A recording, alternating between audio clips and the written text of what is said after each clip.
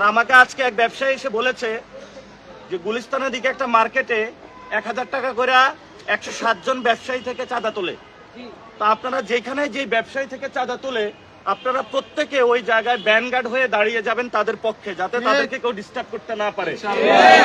তো এই তরুণ প্রজন্মের যাত্রাকে ইনশাল্লাহ বাংলাদেশে কেউ বন্ধ করতে পারবে না। আমাদের যাত্রা চলবে ইনশাল্লাহ দ্বিগুণ শক্তিতে। এবং আগামীতে এই আসন যেটা ঢাকার, এটা তরুণ প্রজন্মের হবে। যদি কেউ সামনে বারে ঢাকা 8-এ ভোট কেন্দ্র দখল করতে আসে, গুন্ডামি করতে আসে, এটা যদি কারো ওয়াইফও হয়, কারো ভাতিজাও হয়, আমরা ভোট কেন্দ্রের সামনে তাদের হাত পা ভেঙে তারপরে হলো রেখে দিবেন। আমরা এটাতে বাংলাদেশকে দেখিয়েছি যে কিভাবে হলো ভোট চুরি করা হয়। এটা কিন্তু আমরা নেক্সট টাইম ইনশাল্লাহ হতে দিব না। আপনারা সবাই প্রস্তুতি নেন। আমাদের ঢাকা 8-এ 108টা কেন্দ্র রয়েছে। এখনই স্বতঃস্ফূর্তভাবে প্রত্যেকটা স্কুল কেন্দ্রিক আপনারা কেন্দ্র গঠন শুরু করেন।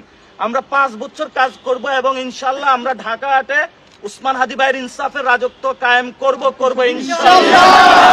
এজন্য সবাই ঐক্যবদ্ধ থাকবেন, সবাই ভালো পথে চলবেন এবং আমাদের জন্য একই সাথে দোয়া করবেন যাতে আমরা সবাই দুর্নীতি মুক্ত থেকে একটি নতুন বাংলাদেশ ইনশাআল্লাহ সবাই গঠন করতে পারি। আপনারা রাজি আছেন? ইনশাআল্লাহ। হাত তুলে একটু শপথ নিয়ে আমরা ইনশাআল্লাহ আমরা দুর্নীতি মুক্ত থাকবো, ইনশাআল্লাহ আমরা সন্ত্রাস মুক্ত থাকবো, ইনশাআল্লাহ আমরা চাঁদাবাজ মুক্ত থাকবো, ইনশাআল্লাহ আমরা চাঁদাবাজদের গুম হারাম করে দিব, ইনশাআল্লাহ। বাংলাদেশে যে উসমান হাদি ভাইয়ের যে ইনসাফের রাজত্বের কথা কায়েম বলেছিলেন, সেই ইনসাফের রাজত্ব কায়েম ইনশাআল্লাহ আমরা করবো ইনশাআল্লাহ।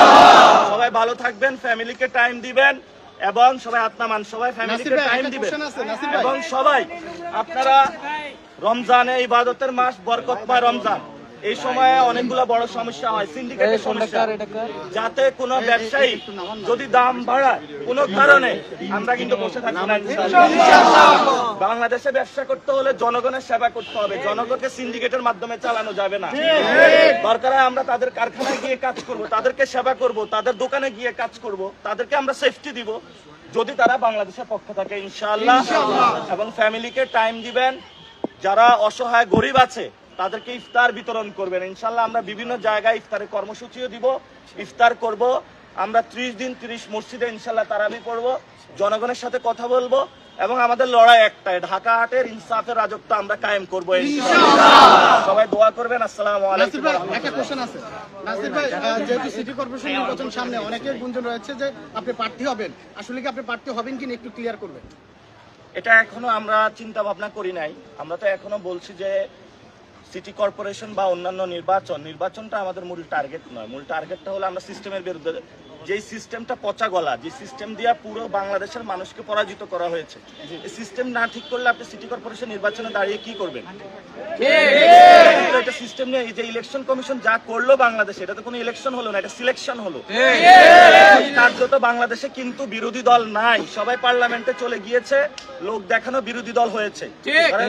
এই যে বাংলাদেশে ইঞ্জিনিয়ারিংটা হলো, বাংলাদেশে যে একটা সিলেকশন প্রসেস হলো, এটা নিয়ে তো কেউ কথা বলছে না। আমাকেও অনেকে কথা বলতেছে যে তুমি চুপ করে থাকো না। আমার তো নৈতিকতা বাদে যে একটা সিলেকশন প্রসেস হলো, এটা ডেমোক্রেটিক কোনো প্রক্রিয়া হলো না, তাহলে আমার তো এটা নিয়ে কথা বলতে হবে।